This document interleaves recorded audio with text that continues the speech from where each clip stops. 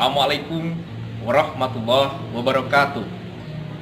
Sampurasun Wilujeng Sumping kasadayana di SMA Negeri Hiji Banjar. Alhamdulillah tepang deui sareng simkuring Ayep Saifurrahman. Simkuring salaku pangatik bahasa Sunda. Seja ngadugikeun materi anu aya patula patali sareng materi bahasa Sunda. Ituna sumangga kasadayana wilujeng ngabandungan materi anu baris hidup iklim.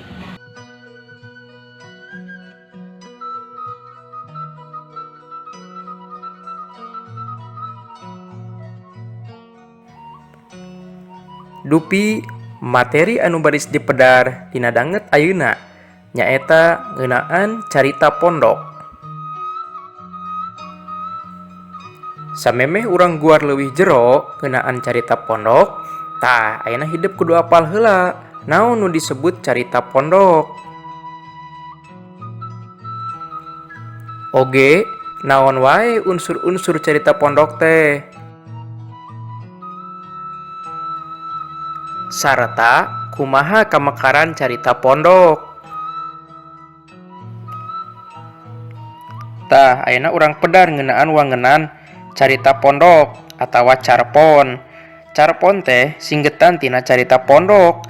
Pangna disebut carita pondok lantaran ukuran caritana kaitung pondok. Beda upama jeung carita dina novel anu umumna paranjang. Tah nu disebut ukuran pondok teh kira-kira 4 nepi ka 5 kaca atawa bisa ditamatkeun dina waktu 12 menit. Komo lamun dibacana bari gancang. Ieu carpon teh kaasup carita rekaan atawa fiksi anu nyaritakeun kahirupan masyarakat atawa manusia sapopoe anu mere kesan lir nya-nya kajadian. Tah eusina biasana teu leupas tina ajen atikan jeung moral pikeun jadi contoh atawa euteung kanu macana. Ayeuna urang pedar ngeunaan unsur-unsur dina carita pondok. Nu kahiji aya nu disebut tema, nyaeta gagasan, ide pokok atawa pikiran utama anu jadi dasar hiji karya sastra. Tah tema ngrupakeun jiwana ti sakabeh carita anu aya dina hiji karya sastra. Nu kadua aya nu disebut galur, nyaeta runtuyan carita anu diwangun ku tahapan-tahapan kajadian nu aya nepi ka ngawangun hiji carita dina hiji karya sastra. Tah teras aya 3 rupa galur, nyaeta galur maju, galur mundur, jeung galur campuran atawa maju mundur. Nu katilu aya latar, nyaeta katerangan atawa petunjuk nu nyoko kana tempat, waktu, jeung suasana atawa situasi kajadian dina hiji carita. Nu kaopat aya amanat, nyaeta pesen anu hayang ditepikeun ku pangarang atawa ku nu nulis keur nu maca.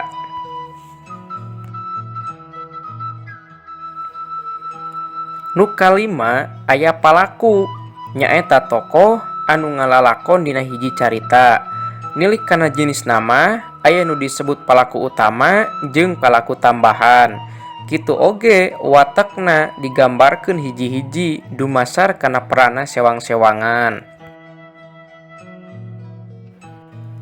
Nu kagenep aya nu disebut gaya basa, nyaeta cara anu dipake ku pangarang dina ngebrehkeun hasil tulisanana atawa hasil karyana. Tah dina carpon mah gaya basa teh bisa jadi ciri khas mandiri anu ngagambarkeun kapribadian pangarang. Anu katujuh aya puser sawangan atawa puser carita.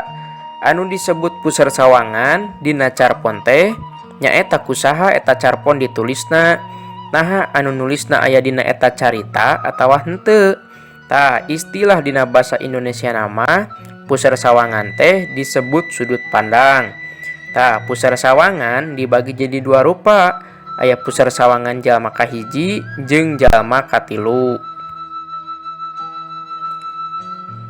Ayeuna urang pedar ngeunaan kamekaran carpon. Ayana carpon dina sastra Sunda teh pangaruh ti Eropa.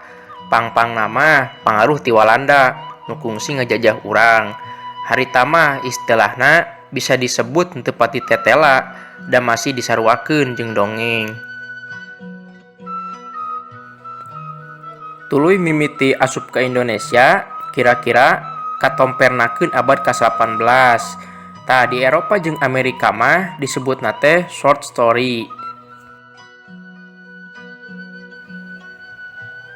Dina buku Sundanese Bloomlezing susunan G.J. Grasuis nu terbit tahun 1808 kamuat dua carita karangan R.H. Muhammad Musa anu mun ditilik eusi carita nama geus nyumponan pikeun disebut carpon nu geus beda jeung wangun dongeng. Eta dua carita teh judulna Hibat jeung Santri Gagal. Hibat nyaritakeun anak nu keukeuh menta warisan ti bapana. Ari Santri Gagal mah nyaritakeun kahirupan dua sadulur nu beda nasib lantaran kalakuanana sewang-sewangan. Awal abad ke-20 beuki rea nu nulis carita pondok. Utama nama sabada medal majalah Papais Nonoman jeung Parahyangan. Dina eta majalah mindeng kapanggih karangan nu mangrupa carpon. Dina majalah Parahyangan rerea nama dimuat dina edisi lebaran.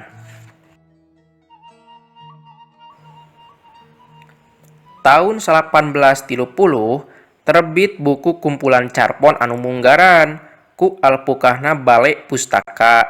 Judulna Dog-Dog Pangrewong karangan G. Sastra Direja.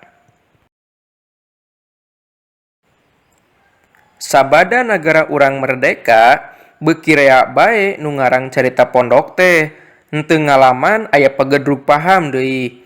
Teu siga wangun sajak nu kungsi teu diaku jadi banda budaya urang Sunda. Tahun 1860-an mangrupa puncak kamekaran carpon. Ieu hal lantaran medalna rupa-rupa majalah Sunda di antarana wae aya Warga, Sunda, Mangle, Sari, Langgeng Sari jeung rea-rea deui.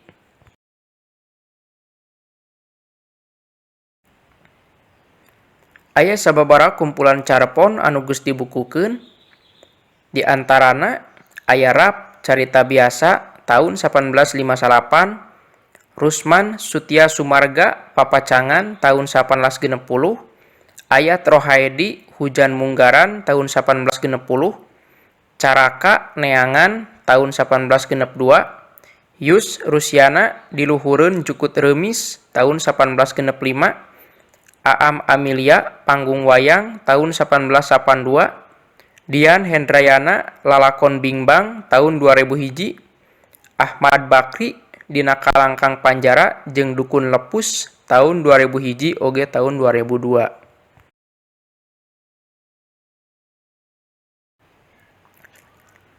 Anu salajengna aya Oom Komara Astra Jingga Gugat tahun 2001, Cecep Burdansah Anak Jadah tahun 2002, Usman Supendi Pantun Pangrajah tahun 2002, Uu Rukmana Kanagan tahun 2003, Usep Romli Sapeuting di Cipawening 2010, Cireti Isnendes Kamucen tahun 2010.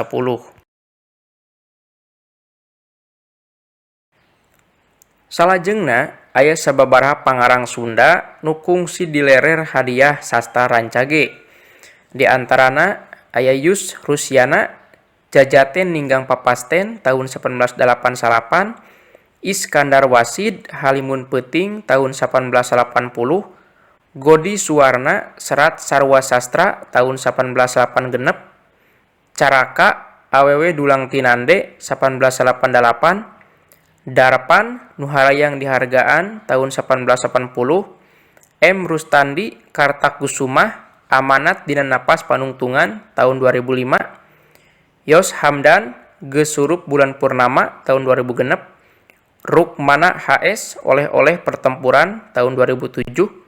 Usep Romli sanggeus umur tunggang gunung tahun 2010. Ustiarsa Halis Pasir tahun 2011. Tah ayeuna hidup kudu bisa ngabedakeun naon nu disebut carpon, naon nu disebut dongeng. Tah ayeuna urang guar bebedaan antara dongeng jeung carpon. Anu kahiji, dongeng mah nyaeta ngandung unsur pamohalan. Hartina naon? Hartina caritana teu asup akal. Sedengkeun dina carpon mah umumna nyoko kana kahirupan sapopoe atawa caritana kaharti ku akal. Terus nu kadua, dongeng mah kaasup karya sastra heubeul, sedengkeun carpon mah kaasup karya sastra kaayeunaakeun. Anu katilu, dongeng mah sumebarna sacara lisan. Tah, sedengkeun dina carpon mah sumebarna ku tulisan. Anu kaopat, dongeng mah pangarangna anonim atawa teu apal saha nu mimiti ngarangna. Sedengkeun ari carpon mah geus jelas aya pangarangna. Teras anu kalima, dina dongeng mah palakuna bisa naon wae, bisa manusa, sato, tutuwuhan, atawa barang. Sedangkeun dina carpon mah palakuna nyaeta manusa atawa jalma.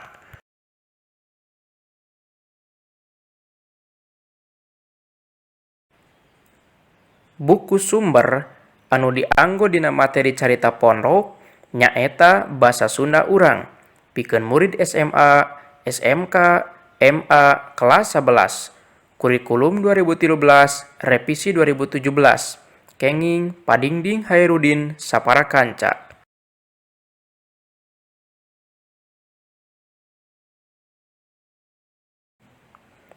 Sakitu anu tiasa kapihatur, insya Allah tepang deui dina pangajaran basa Sunda anu salajengna. Tutus langkung ke panghalang, bobo sapanon carang sapakan, hapunten anu kasuhun. Billahi taufiq wal hidayah. Wassalamualaikum warahmatullahi wabarakatuh.